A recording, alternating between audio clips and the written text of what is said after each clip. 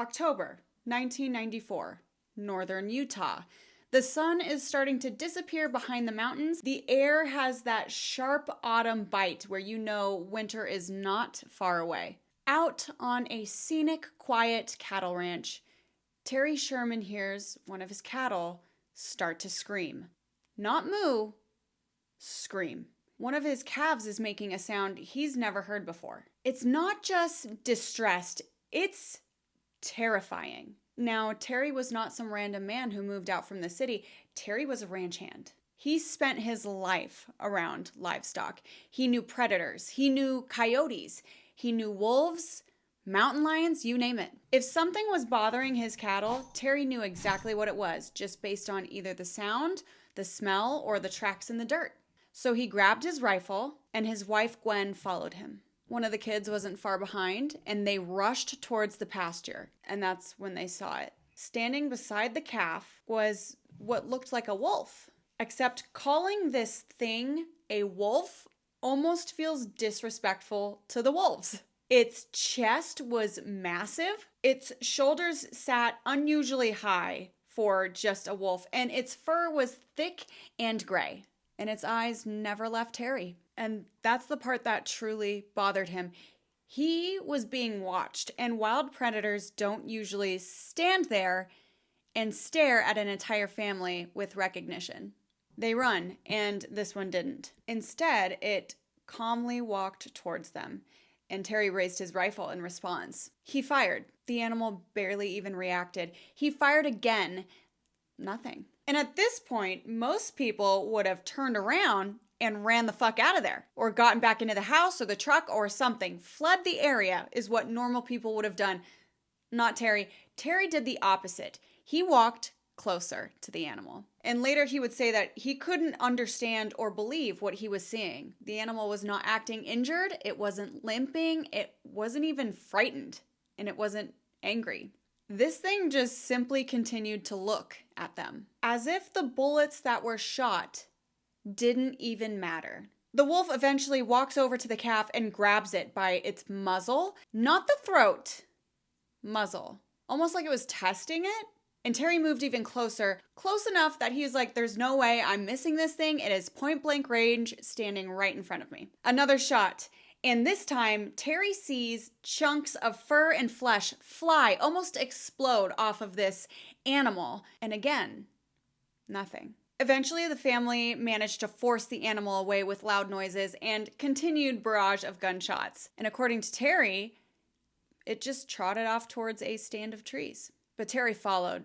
He found tracks. He wasn't finished. He wanted to know what exactly was going on here and why this thing was so different. So he followed the tracks, and these tracks were large tracks, something that, again, he's never seen. But as he follows the tracks, he thinks he's getting closer and closer when suddenly these tracks stop. And I'm not saying the animal stopped moving. The tracks just stopped, as if the animal had disappeared altogether. No blood, no body. There's no trail leading any direction, just suddenly nothing. If that had been the only strange thing to ever happen on this ranch, we probably wouldn't be talking about it 30 years later, because this is 30 years later. And here's the thing. This wasn't the beginning, and it wasn't even close to what would become the climax. To understand why one ordinary ranching family ended up claiming they witnessed impossible creatures, glowing orbs, missing cattle, mysterious voices, and phenomenon that would eventually attract scientists, billionaires, and even the US government, we have to rewind. Because before anyone referred to this place as what is now infamous, it was just another patch of land in northeastern Utah. Or at least that's what everyone outside of the Uinta Basin believed. But this is now a place we refer to as Skinwalker Ranch.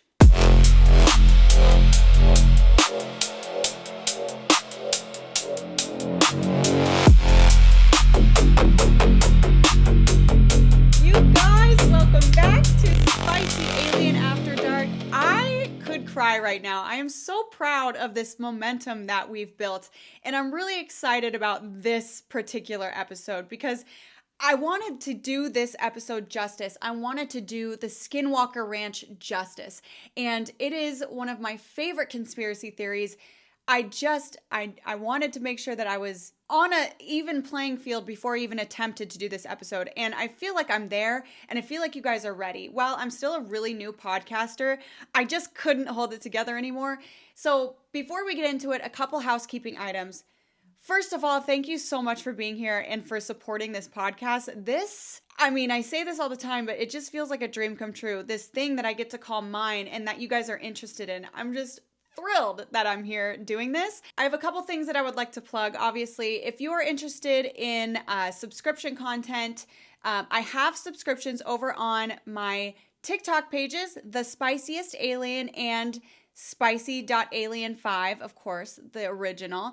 Also, the same handles on Instagram if you'd like to follow me over there. I did create a ton of new pages. I was a little worried about some violations that I was getting as I navigate Meta and the new community guidelines. I just wanted to make sure that I had some backups. So if you start to see some different pages, I've got a few of them. I will list them down below for you guys too. Also, I'm going to start some merch. I had some people ask about merch, and I thought, how cool would it be if we all had matching t-shirts? So I'm going to try to do that. So with all of that being said and all of the housekeeping items out of the way, thank you so much for being here. Welcome to Spicy Alien After Dark, the podcast where we talk about weird shit and you get a boob shake every once in a while. And welcome to the Skinwalker Ranch. Before we jump in, I just want to make some things clear about this episode. If you see me looking down, it's because I have all of my notes on this screen here, and I want to make sure I'm as fluid as possible, but that's why I'm looking down. Again, new podcaster, I have things to figure out.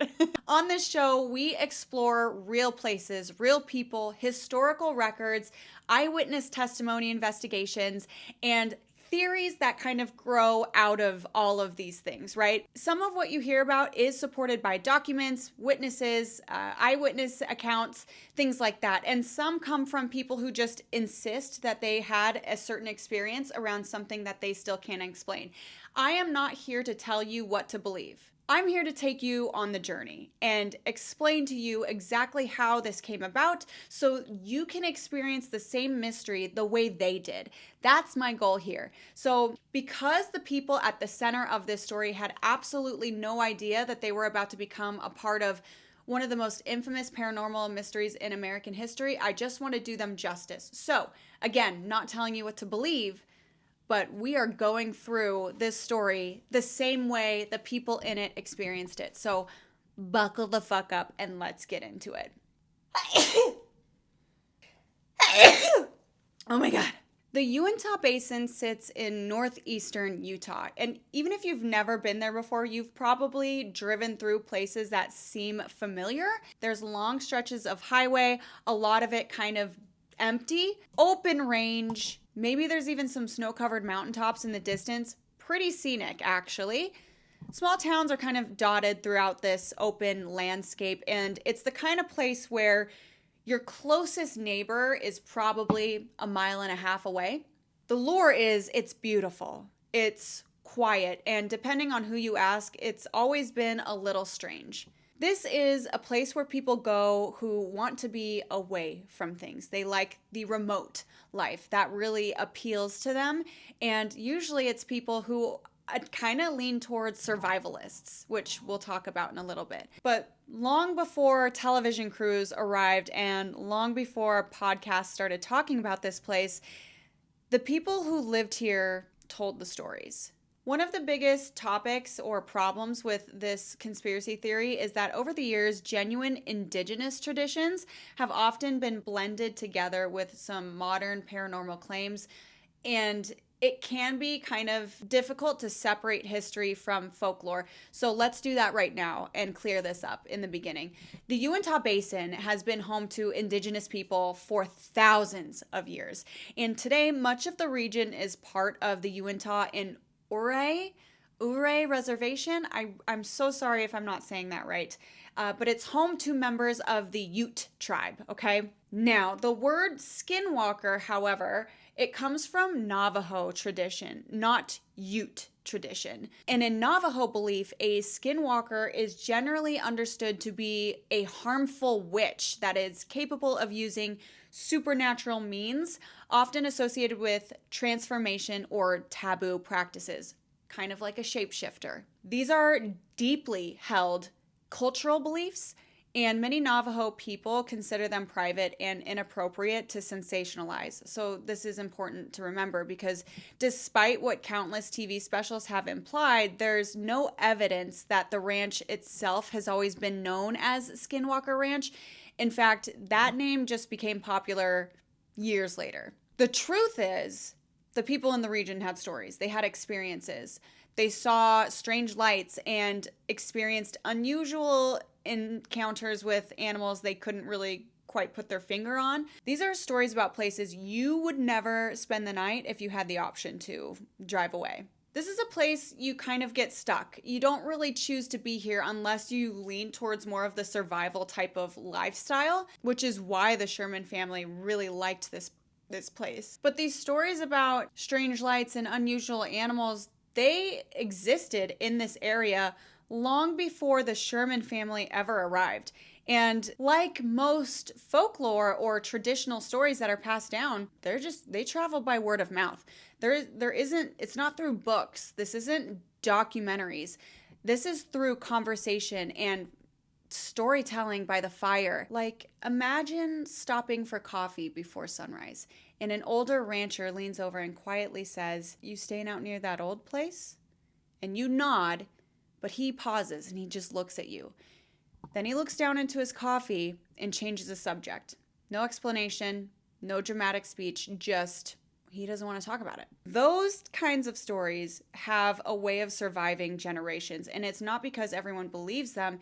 It's because just enough people have said or experienced something odd. These stories have circulated throughout this area for hundreds, if not thousands of years. And in 1994, a family from Utah was about to learn all of those stories firsthand and the hard way. But this starts kind of like the way all of these other stories start. This was an American dream. The Sherman family, they weren't chasing ghosts. They were chasing a better life. And Terry Sherman had spent years ranching. This is in his bones. It's in his soul. He knew hard work. He knew livestock. He knew cattle. He knew what it meant to bet everything on weather, fences, and healthy cattle. Truly American. When the family found a 512-acre ranch in the Uinta Basin, it looked like the perfect opportunity. There was wide open grazing land for the cattle. There was a farmhouse. There were already corrals there. There was room to build a future for this Sherman family. Now, it wasn't flashy. It wasn't famous yet. It certainly wasn't marketed as one of the most mysterious places in America. And as far as the Shermans knew, they were just buying a ranch. This family had no idea what they were getting themselves into, but in 1994, this fame about this ranch hadn't become a thing yet. Again, there was no podcast, no tourism. It was just a ranch. It was a mortgage. It was a family coming together and trying to change their life and make a better living.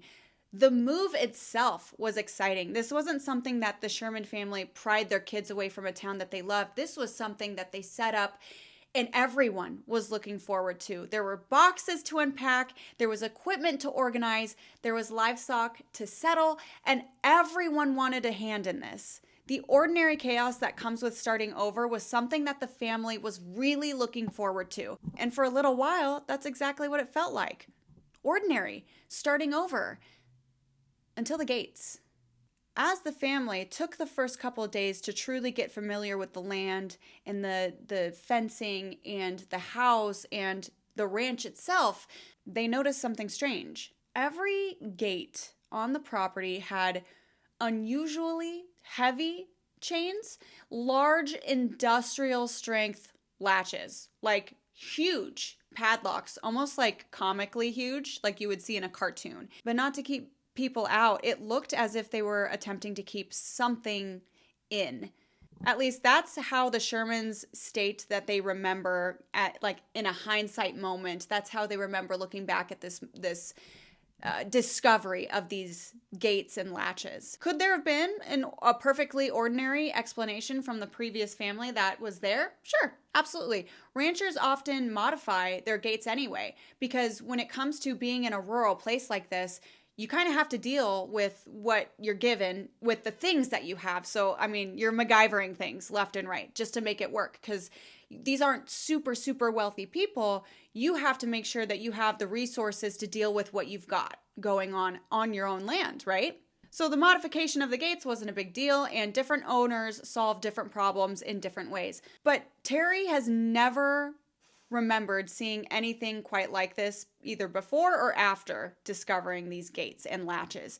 And neither could some of the neighboring ranchers, because Terry would ask, and they just kind of shrugged it off. So you don't go to a new property trying to scrutinize every little thing, right? Because that's your new home. So Terry did the same thing. He shrugged it off. But sometimes it's the details that people ignore, and one day hindsight brings it all crashing back to you. And that's where the saying, the devil's in the details, comes from, right? And for the Shermans, day one was almost over. Which brings us to the first night. Most people remember their first night in a new house, whether it's the little creaks and screams that the house makes throughout the night, or you just remember that you need to do a ton of things in the morning to get the place fixed up. The Sherman family remembered their first night for a completely different reason. The ranch was quiet, but not peaceful quiet. There's a difference. If you've ever been out in the country, you know that there are always sounds, whether it's the wind that goes through the bush or crickets, maybe you hear coyotes, even cattle shifting around, because this is a cattle ranch that we're talking about. But out here, it was what Terry described as unnaturally silent. And out here, that's pretty unnerving. And as the sun disappeared behind the ridgeline, the temperatures would drop fast. The Uinta Basin sits at a fairly high elevation, and the desert climate has a strange habit of baking you during the day before reminding you at night that you're much closer to the mountains than you realized. The family finished unpacking what they could. There was still obviously plenty to do because this is their first night. The fences obviously need attention, the equipment needs to be organized, and the cattle needed to just get used to their surroundings because everything was new. These pastures are unfamiliar to them. But still, this was the beginning of a completely ordinary ranching life, or at least that's what they wanted it to be. That's what they believed they were stepping into. They had no idea that decades later, people would analyze almost every hour they spent on that property, because at the time, none of it felt important until the neighbors showed up. It wasn't unusual for nearby neighbors to stop by and introduce themselves. Rural communities have to work that way. It is a community. They must be able to trust and rely on one another. So people wave, they help each other fix fences, because if you borrow something, they're going to return the favor. Everyone knows everyone else's business because that's the way they work as a unit. This is survival. Now one neighbor shows up and asks how the move is going. How are the cattle doing? Are they adjusting well? Where did you guys move from? Completely normal conversation. And then out of left field, do you have any dogs? Terry says, yes, we do. Do me a favor, don't leave your dogs out at night. Stern. Almost a bit harsh. It was almost like this neighbor was accusing Terry of something, and Terry was really caught off guard by this. He said it didn't make much sense at the time, but later on, it would make a lot of sense. Terry almost looked a bit perplexed, like, yeah, of course, I would never leave my dogs out. Are you saying because of the coyotes or mountain lions? But the neighbor didn't elaborate. He just nodded and said, don't leave your dogs out at night. Again, stern, harsh, almost like he was angry. Now, again, if you're moving into predator territory in a rural area where everyone has to have a heightened level of survival and instinct, this isn't bad advice. It's practical. And the way Terry described the delivery, though, it's a bit personal. Like, it felt like a personal attack. Again, Terry asked why, but the answer wasn't satisfying to him at all. The neighbor just looked down and said, they'll disappear. Interesting choice of words there. Disappear. Not they'll get attacked, not they'll run away. They will disappear. And at the time, Terry is thinking, all right, some small town superstition. Every community has this. I'm shocked that I didn't think this was going to happen, you know? Every farming town has that one old guy who's convinced that there's a panther in the hills, or maybe Dogman is watching them at every fucking corner. And you just smile, you nod, and you keep unloading your boxes and you go about your day, because you still need to be able to rely on one another, and life goes on. Until the dogs start acting strangely. If there is one common pattern that repeats itself throughout the story of the Skinwalker Ranch, it is the animals. This pattern of the animals acting strange on this ranch, on this land. Because before people started reporting lights in the sky, before anyone claimed to see these impossible looking creatures like the wolf ? From the beginning, the animals often reacted first. And the Shermans owned several dogs. Again, not out of the ordinary. These were experienced ranch dogs. These weren't Pomeranians or my little baby schnauzers in the background here. These were dogs that worked, sometimes harder than the humans. They knew the property, they understood the livestock, everything. They were used to the wildlife, but again, almost immediately after arriving, their behavior changed as well.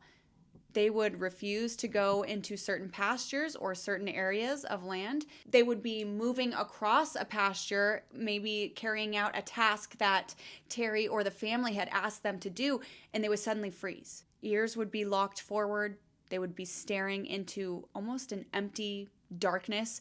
Sometimes they even growled. Sometimes they would tuck their tails and run away. So imagine standing on your porch late at night and your dog is beside you. Everything seems normal, and then suddenly your dog becomes absolutely fixated on something, but you can't see it. It's not barking wildly. The dog isn't barking wildly. It's not chasing. It's just staring, completely still, watching something, but you're not able to pick it up. And if you've ever owned a dog, you know that feeling, because you immediately start looking too. What are you looking at? What is it, boy? What's there? Even though you have no idea what you're looking for, you join in. And that's exactly what Terry and Gwen, his wife, described. Again, one strange thing doesn't make a mystery, but little moments have a way of piling up on you. And when they do, your brain starts connecting the dots. Because at this point, the Shermans still believed that there had to be ordinary explanations. Maybe unfamiliar scents. Maybe there was some strange wildlife that they hadn't encountered before. Maybe it's all just stress from the move itself. That's perfectly reasonable. These are all perfectly reasonable explanations. They hadn't yet earned the right to think anything other than ordinary was happening. Not yet. But the Skinwalker Ranch was not quite finished introducing itself yet. The first reports weren't monsters. They were lights. Small lights. And according to the family's interviews, they occasionally noticed bright points moving across parts of the ranch where there shouldn't have been anyone or anything, because there's no roads. Shouldn't have been headlights. They weren't flashlights. And they certainly weren't neighboring houses. These were just isolated lights that would sometimes be stationary and sometimes be moving. The basin has notoriously incredibly dark skies. If you've never experienced that kind of darkness, it's pretty difficult to describe, because you can see stars all the way to the horizon. And distances become deceptive because of the lack of light pollution. When you see lights in the sky, the distances become blurry. A single flashlight can look like it's either miles away or strangely close. And heat shimmer from the ground after the sun baked it all day can distort what you're seeing. These atmospheric conditions can play tricks on your eyes. Have you ever been driving on a road trip and you are maybe crossing the desert, like in Arizona or maybe even Vegas, and you see the heat waves radiating off the ground, and it's almost like you get flashbacks to when you were a kid and you would watch those cartoons and mirages would appear in these cartoons. It's kind of very similar to that. These conditions can perfectly explain away hallucinations, maybe, or even just a misunderstanding of what your brain decided was a strange light in the sky. Again, perfectly reasonable possibilities. But what caught the Sherman's attention wasn't just seeing the lights, it was the way that these lights were appearing to move, because they would stop, they would change direction, and they would seemingly like hover before completely disappearing behind terrain. Again, not impossible, just unusual. All of these things together are becoming increasingly unusual and strange for this family. I think that's okay. At this point, I think it's okay to be like, what the fuck is going on? Because now the family is entering into, that was weird. Every time they experience something that's strange, they're like, what the fuck, dude? What's going on here?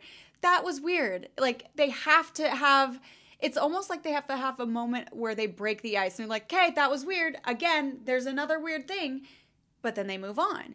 At least until the weird starts happening on a weekly basis. And then it starts happening every few days. And then it's on a nightly basis, because the ranch was beginning to develop a rhythm, almost like it was getting to know the family and establishing a pattern, one that Terry could not explain. And it made sleep harder to come by, and this slowly transformed the family's curiosity into dread. And within days, the family would come face to face with the animal that would make Skinwalker Ranch famous. Let's talk about that wolf. The wolf that shouldn't have been there. By now, the Shermans had started keeping little mental notes. Okay, the dogs are acting strange. There are lights in the sky that are moving strangely, and neighbors are acting strange around certain topics of conversation. That uneasy feeling that seemed to settle over certain parts of the property after dark was continuing. None of it was enough to convince Terry that anything impossible was happening, because he was still looking for ordinary answers. And then one evening, the cattle became unhinged. Now, pause here for a moment. If you've ever spent time around livestock, you learn very quickly that cows don't panic all at the same time for the same reasons. There could be a loud truck, it could be a thunderstorm, a coyote. Those all create different reactions. And according to Terry, this sounded like a different reaction because, again, Terry knows the patterns of his cattle. He knows the herd. So when the cattle erupted into panic and this screaming, the family immediately bolted towards the pasture. And they got closer, and they could hear one calf in particular just bawling, screaming at the top of its lungs. Not the normal impatient cry of a calf looking for its mom or that it was hungry. This was a frantic panic. They could hear the breaths of the cow, the gasps of the calf in between the screaming it was making. And when they reached the fence, they all stopped, because standing beside the calf was a massive canine ? What is that? Now, this story in particular is really popular. Some say that what the family saw was a dire wolf. Others claim that the family had said that it had glowing red eyes. These details can come in and come out, and they're all over the place. So let's stick with what the Shermans themselves consistently described. This was an unusually large wolf-like animal, and this was far larger than what Terry believed should have been in this land around this area. This thing was calm. It was confident, standing in confidence. It had an alpha presence, and strangely uninterested in the fact that several people, the entire Sherman family, were approaching it. Didn't care. And instead of running, this thing turns towards them and starts walking right in their direction. What? No, absolutely not. If that were me, I'm getting the fuck back into the house, locking those gigantic fucking padlocks and watching a Disney movie. I can't, there's no way. No, absolutely not. A gigantic dire wolf walking towards me? No, thank you. I'm all set. Thanks. But again, it was walking towards him.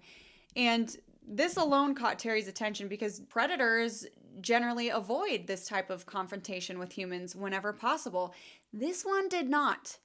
And according to Terry, he had had enough. He raised his rifle and he fired. According to Terry, he shot the animal, but it didn't react. There was no yelp.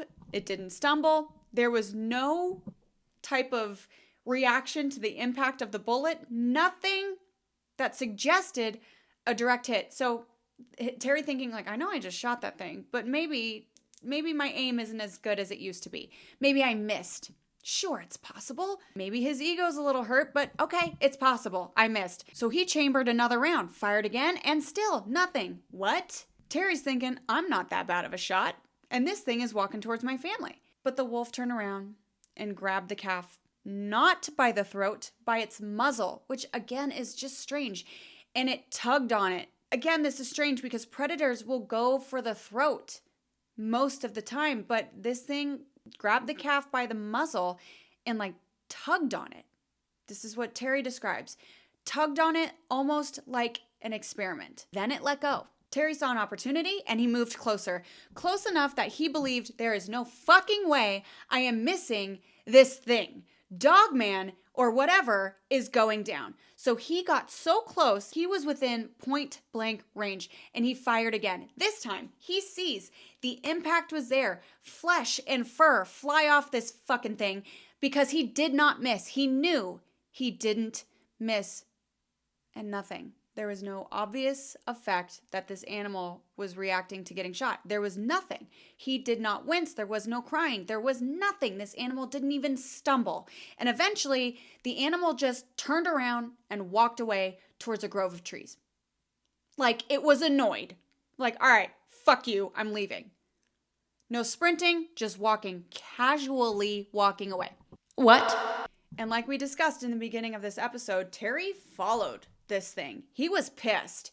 And when he reached the trees, he found the tracks again. So he was, I'm going to get this motherfucker. Large canine tracks that were pressed into the dirt. He saw them. So he followed them. And then after about 15 minutes of following these tracks, they ended.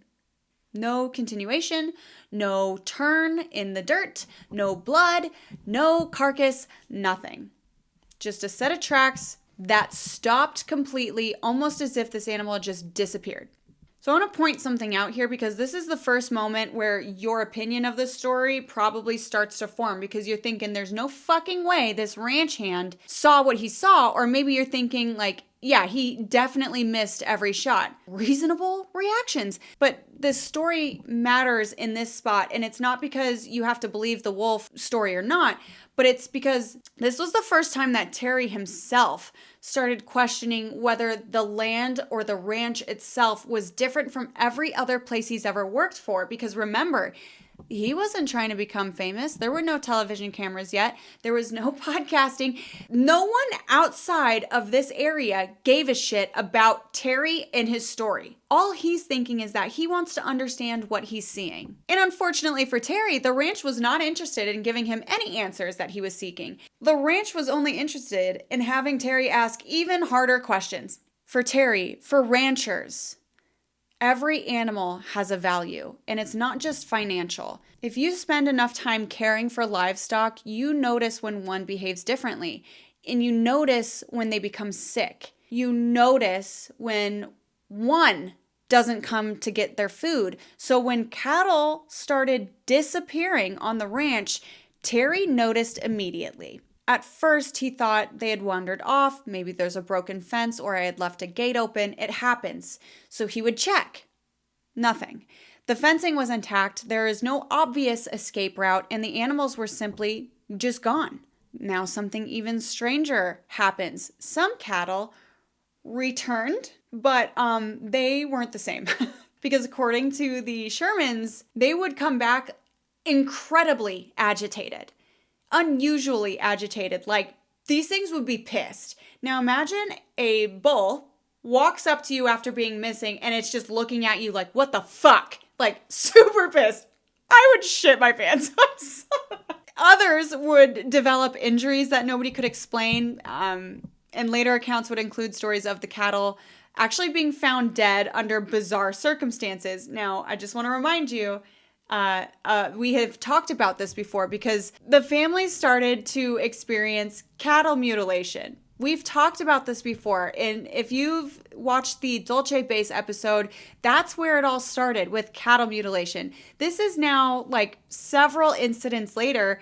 This is now just ramping up. There's things that are happening at this ranch, but this is just, it's like all condensing into this snowball effect of strange things. The Shermans repeatedly reported unexplained livestock losses that deeply affected their ranching operation, because for Terry, this isn't just frightening. This is like his family's livelihood. This is what they do to make a living. So every missing calf or every missing cow represented money, time, work, bills. This wasn't a ghost story for Terry anymore. It was becoming a business problem. And unlike stories around a campfire, business problems demand solution. You're gonna fuck with my shit? I'm coming after you. He's pissed. So Terry did what ranchers do, and that is watch. He watched more often, he watched later in the day, he watched longer, and if something was taking Terry's cattle, he intended to catch it. But instead, he caught something completely different. There's something psychologically unsettling about believing that you are being watched without seeing anybody else and without hearing footsteps. You just kind of feel it. You know that feeling? We've all felt it, right? I feel it when I'm in the shower because I know my husband is right around the corner watching me. And according to Terry and his wife Gwen, that sensation, that feeling became increasingly common. And late at night, they'd step outside and feel as though something beyond the fence line was just observing them. Sometimes their dogs would react first, and sometimes the livestock just became super restless. But sometimes nothing happened at all, which almost made it feel worse because nothing is validating this feeling that you're being watched. And your imagination starts to fill that silence with possibilities. So one evening, Terry noticed movement along the edge of a field. And he was expecting another predator, but instead, he described seeing what appeared to be a small light moving along the fence. And it wasn't overhead, it wasn't high in the sky, it was closer to the ground, almost like, you know those dog collars that you can get that glow in the dark that are actually, I have some for my boys. It's like a little light that you put on their collar that just kind of lets others know, hey, I've got a dog, it's nighttime. Kind of like that, but it would move and it would stop and then it would change direction like an animal almost, but then it would disappear. There are ordinary explanations that could fit isolated sightings like this, maybe distant vehicles or hunters that stumbled across his land, but isolated sightings this wasn't an isolated sighting anymore. What was making the Shermans uneasy was the repetition, night after night, week after week, another strange thing and another and another. There was no single event that was completely shattering their worldview of what they knew. It was death by 1,000 cuts, pretty much. Each incident by itself might have been explainable, but together they started to form this disturbing pattern. And once your brain starts to look for patterns, you begin noticing the details that you would have ignored before. So this is dangerous now because patterns are real. We can't create patterns out of nothing ourselves. The challenge for Terry and Gwen was figuring out what was happening, and unfortunately, none of this escalated. The patterns just ramped up. And soon, the family would report seeing something that has become one of the most discussed and debated parts of the entire Skinwalker Ranch history. Small, bluish, whitish lights floating over the property, watching them. And the family deliberately watched them back because Terry wanted answers. If you've listened to enough paranormal stories, you'll notice something. There are certain details that seem to appear over and over again. Maybe shadow figures or strange knocks in the night. Missing time, we've talked about this. And there are lights, always lights, with these types of conspiracy theories. But the Shermans weren't sitting on their porch every night looking for UFOs. This isn't something they sought out. In fact, Terry later admitted that if someone had told him before moving to the ranch that he'd one day be talking about glowing objects and floating things that were moving across his property, he probably would have laughed. He wasn't that type of person. He had cattle to feed. He had fences to repair and equipment that constantly broke down. This was a man who was built in survival mode.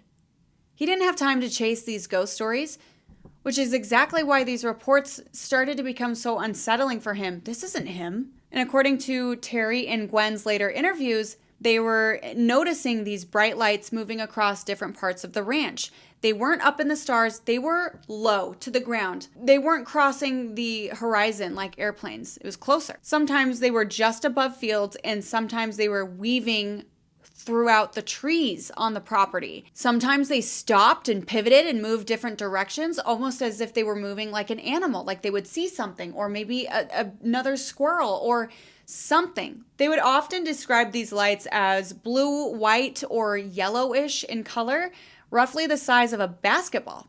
These descriptions would vary, though, based on the witness. So different people saw different things, and sometimes the sizing and the color would change.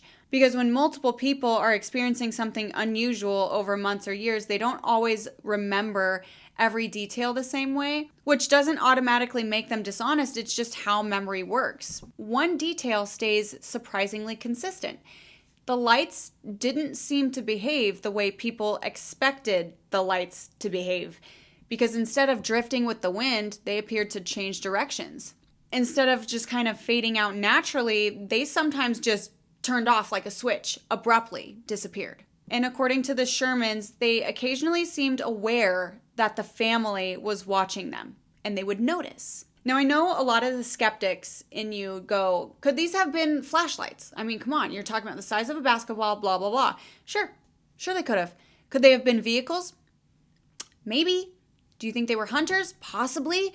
But Terry kept coming back to one problem, and that's where the places on the property the lights appeared. There were no roads in these areas.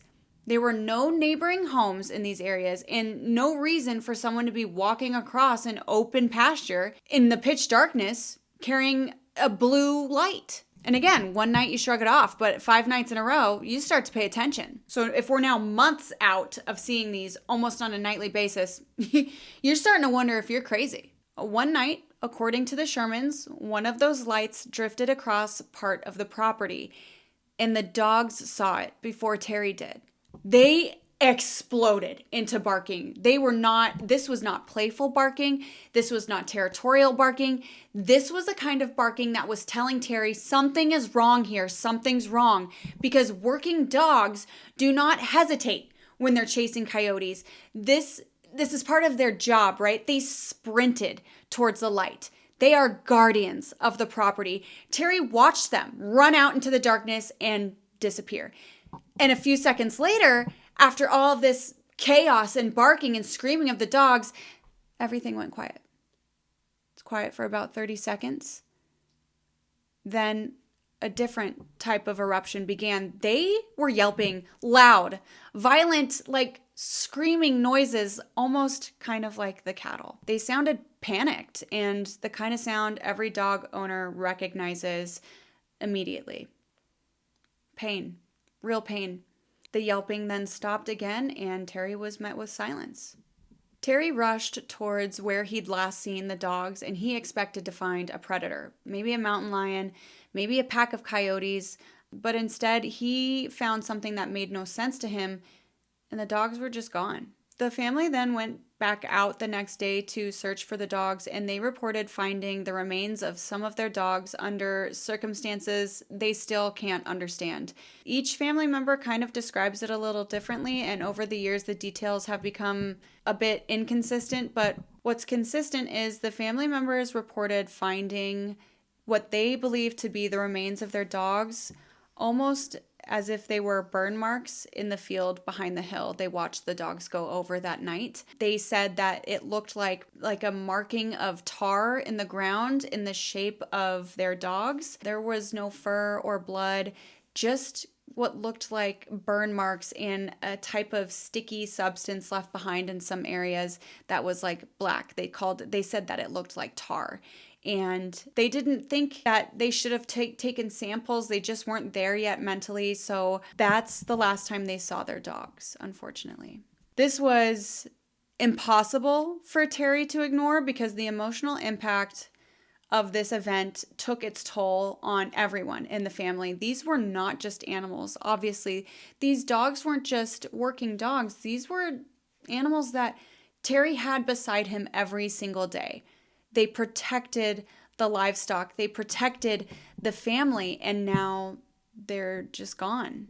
That changes you as a person, especially when you can't explain why or what happened. And now Terry is fully living in the unknown. People often ask, why didn't you just leave? And honestly, it's a fair question, because if all of this is really happening, why would you stay? And the answer is, life is never that simple. Maybe from outsiders looking in, we can have the privilege of saying, oh yeah, fuck that, I would leave. But this is a family that had invested their entire lives into this ranch. Their savings, their future, their livelihood, selling immediately just was not realistic. And walking away meant absolute financial ruin. And obviously, because human beings have an incredible ability to normalize almost anything, the first strange event is terrifying, but the 10th becomes just a Tuesday morning, you know? That's something that psychologists call adaptation. And you don't just stop noticing the danger, you just kind of learn to live through it.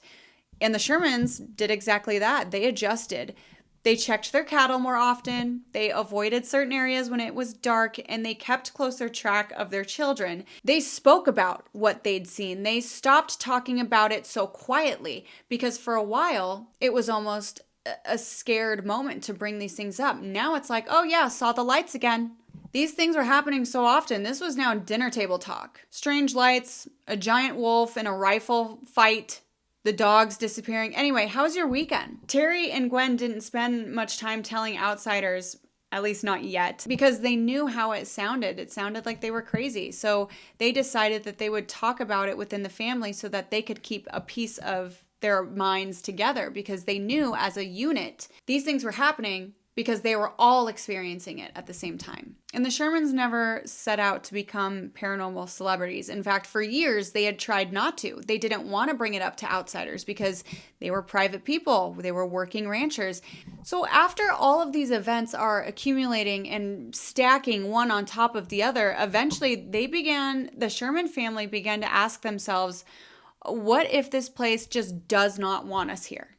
Like, what is it? Whether there's a perfectly ordinary explanation to all of this, or whether it's something else entirely, this question of what if the ranch doesn't want us there kind of changed everything. Because once you believe the land itself might be different, you stop looking at it the same way. So every sound now has meaning, and the shadows that are kind of flickering throughout the fields in the distance, it all just starts to feel connected. And this is the point where the story begins to evolve, because it's no longer a strange ranch, but it's something much, much larger. And now the Shermans weren't the only people who would eventually hear about the events that they had experienced, because word spreads.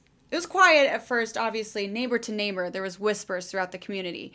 Then rancher to rancher, then beyond the Uintah Basin, until eventually these stories reached the ears of someone with enormous resources and someone who had spent years researching places exactly like this. We're talking about a billionaire entrepreneur, a man that was so fascinated by UFOs that he is willing to spend millions of dollars to find answers. And this man's name was Robert Bigelow. And once Robert Bigelow stepped onto that ranch, the mystery stopped belonging to this one family. It stopped belonging to the Sherman family, and it became one of the most ambitious paranormal investigations ever funded. And that is where we're going to leave it today.